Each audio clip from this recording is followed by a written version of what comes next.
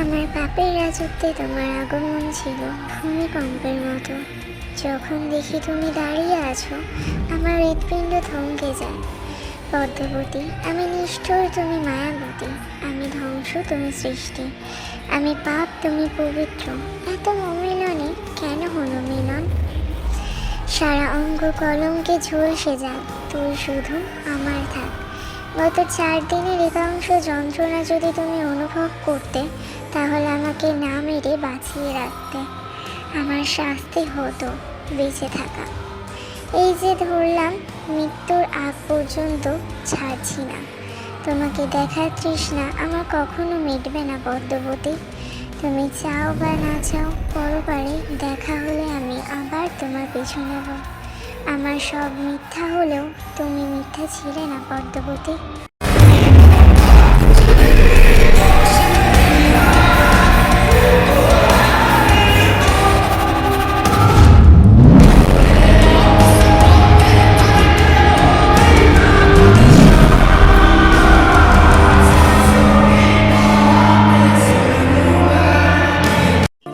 রাতে ঝড় এসেছিল।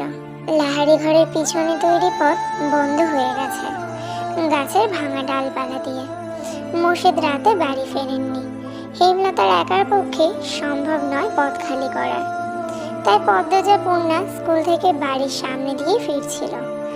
উঠোনে শুটিং দলে সবাই ছিল।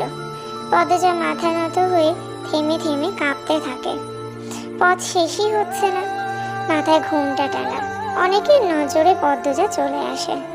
মিলন নামে একজন পূর্ণাকে ডাকলো, এই পূর্ণা। পূর্ণা দাঁড়ালো, সাথে পদ্মজা। পদ্মজা শুটিং দলটার দিকে তাকাচ্ছে না। মিলন পদ্মজার দিকে চোখ স্থির রেখে পূর্ণাকে প্রশ্ন করলো, পাশের মেয়েটা কে? প্রথম দেখছি। আমার বড় আপা। আপন?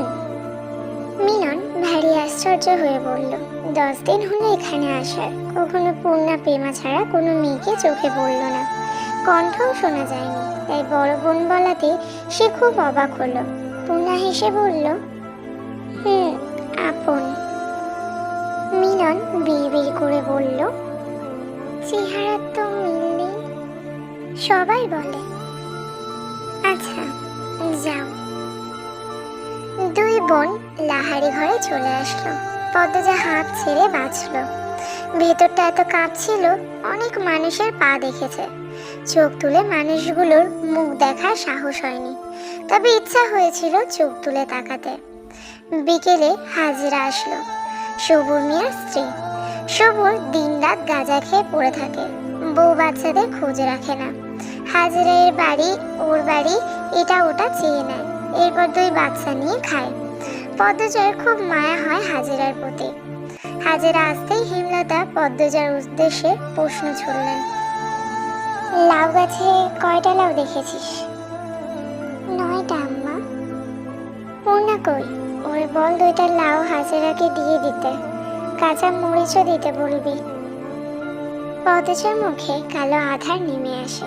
হেমলতা পদ্মজার মুখ দেখে বুঝতে পারেন পূর্ণা বাড়িতে নেই, টিভি দেখতে গেছে, তাই না?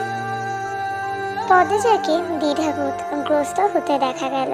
বিব্রতভাবে বলল, আম্মা আমাকে বলে গেছে তুই ওর অভিভাবক। একটু শরীরটা খারাপ লাগছে বলে শুয়েছি, অমনি সুযোগ লুটে নিয়েছে। আম্মা, আমার দোষ, পূর্ণারে কিছু বলো না। পদ্মজার ভেজা কণ্ঠ হেমলতার রাগ উড়িয়ে দিল। তিনি অন্যদিকে মুখ করে শুয়ে বললেন, হাজিরারে নিয়ে যা, ঘুমটা নেমে যাবে। বেগুন বেশি হলে কয়টা দিয়ে দিস। পদ্মজার মন ভরে গেল। তার মা এত বেশি উদার, কখনো কাউকে ফিরিয়ে দেন না। সামর্থ্যের মধ্যে আরো কিছু বেশি থাকলে তিনি দিয়ে দেন, তিনি কার্পণ্য করেন না। তবে হাজিরার স্বভাব অভাবে নষ্ট, চুরি করার প্রবণতা আছে। তাই পদ্মজাকে যেতে বললেন। উঠোনের এক কোণে এবং লাহারি ঘরের ডান পাশে লাউয়ের মাচা, 9টা লাউ ঝুলে রয়েছে। তরতাজা টাটকা সবুজ পাতা নজর কাড়ে। পদ্মজা বাড়ির দিকে তাকালো না। একটা লাউ হাজিরার হাতে দিয়ে বলল, কি দিয়ে রাঁধবা? জানি না গো পদ্ম, গিয়া দেখি মাছ মিলানে যায়নি। তোমার ছেলেটা ঠান্ডা কমেছে? পদ্মজা কাঁচা মরিচ ছিঁড়ে হাজিরার আঁচল ভরে দিল। হাজিরা গুনগুন করে কাঁদছে আর বলছে, ছেলেটা সারাদিন মাটিতে পইরা থাকে একলা একলা, রাত হইলেই জ্বরে কাঁপে, দম ফালাইতে পারে না। ডাক্তার দেখাচ্ছ না কেন? টেহা লাগতো না, কই পামু টাহা? তুমি মাতব্বর বাড়িতে যেও, শুনেছি ওনারা খুব দান খয়রাত করেন। হাজিরা বাধ্যের মতো মাথা নাড়ল। বেগুন গাছ বাড়ির পিছনে। পদ্মজা বাড়ির পিছনে সাবধানে আসলো।